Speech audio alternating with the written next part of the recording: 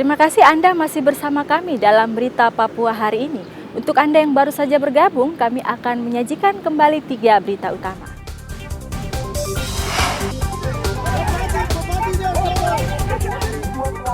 Pemilik hak wilayah tambang di Manokwari berunjuk rasa minta Pemkab dan Pemprov tidak menutup tambang rakyat.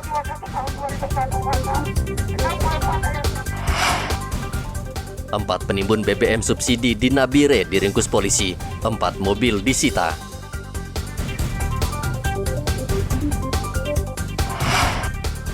Bawang merah dan cabai di Merauke mahal.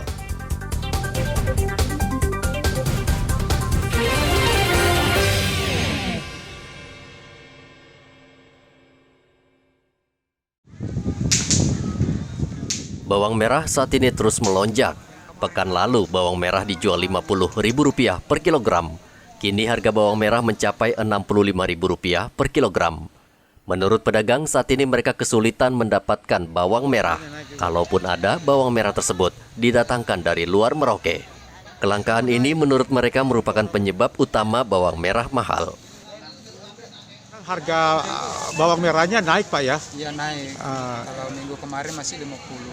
Sekarang 65. per 1 kilo. Iya, per 1 kilo. Itu kenapa bisa sampai segitu, Pak, mahalnya? Disebabkan karena di sana katanya lagi langka. Dari langka. Iya. Tapi kalau untuk di Merauke ada? Ada. Ada ya. Ini bawangnya dari mana? Didatangkan dari mana nih, Pak? Dari Endrekang. Dari Endrekang ya. Iya. Kalau bawang putih, Pak? Kalau ini bawang putih lagi turun. Turun, Pak. Sekarang berapa harganya? Harga 23 sekarang. 23. Tadinya berapa dia? Tadinya 28. Jadi bawang putih ini dari luar juga? Iya, dari luar. Dari luar juga ya. Surabaya. Selain bawang merah, cabai berukuran kecil yang sebelumnya turun Rp80.000 per kilogram, kini kembali naik di kisaran Rp90.000 per kilogram. Begitu juga dengan cabai besar yang naik dari Rp35.000 per kilogram menjadi Rp45.000 per kilogram. Sementara cabai keriting dijual Rp45.000 per kilogram. Pedagang memperkirakan harga bahan-bahan kebutuhan pokok ini akan terus naik seiring semakin dekatnya Hari Raya Idul Adha. Muhammad Ridwan melaporkan dari Merauke, Papua.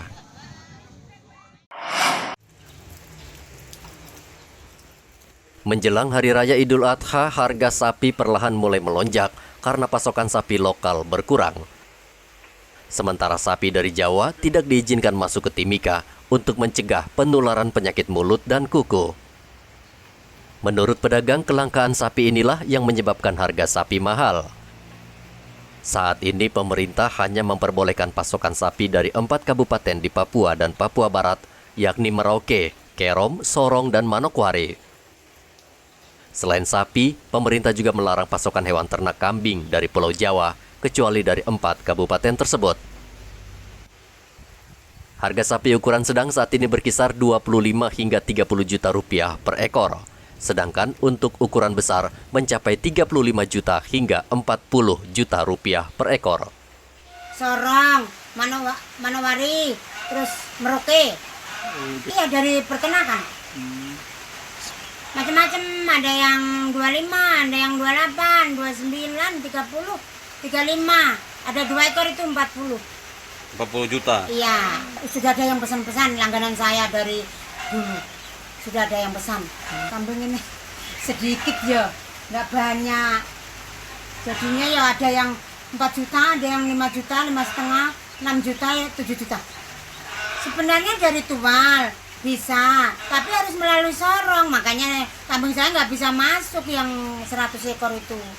Oh, jadi ada ini pesan lagi 100 ekor yang dari Tual, tapi harus singgah di Sorong dulu ya? Iya, nggak bisa masuk sini karena suruh masuk ke Sorong kan lama. Sampai sini lebaran aja, habis lebaran aja, Wah, untuk apa?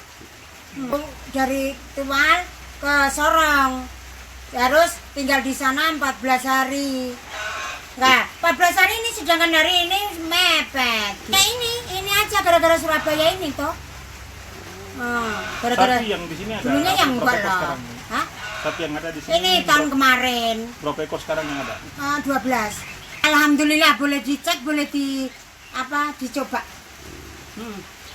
Masih Dinas Peternakan. dilihat. Sudah lihat. Ini kambing oke lah, saya jamin ya. Kalau dia iler begitu, kalau dia ileran ya Itu kan saya tahu ya, itu namanya apa tuh? Berengan, kalau bahasa Jawanya berengan, bahasa Indonesianya sariawan. Itu saya sembuh, buktinya sembuh. Kalau yang penyakit dari Surabaya itu kan nggak sembuh. Kalau ini kan sembuh, saya jamin. Mata buta itu saya jamin, saya sembuhkan. Sampai buta nggak bisa jalan, itu saya jamin bisa menyembuhin. Alhamdulillah, terjamin, saya jamin. Pokoknya nggak pernah ada yang ileran gitu, nggak ada. Nanti kalau ileran ya Bu Sawin, nanti gini lapor, iya. Tapi selama ini alhamdulillah nggak ada yang ileran. Ya kalau ileran kukunya lepas, saya takut malah nular di saya nanti. Menjelang Hari Raya Idul Adha, Sutami berencana mendatangkan 200 ekor sapi dari Sorong dan menurut dia sampai saat ini masih dalam proses pengurusan izin masuk ke Timika. Dari Mimika, Papua, Igobat Momolin melaporkan.